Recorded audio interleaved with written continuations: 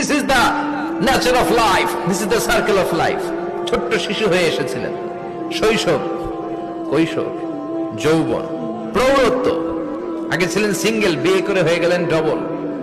এরপরে আল্লাহ আপনাকে একটা মেয়ে দিল, এরপরে মেয়েকে বিয়ে দিয়ে শ্বশুর হলেন, এরপরে ওই মেয়ের ঘরে সন্তান হতে নানা হলেন। আর কতদিন? অনেক দিন হলো তো, অনেক লম্বা সময় পেয়েছেন আপনি।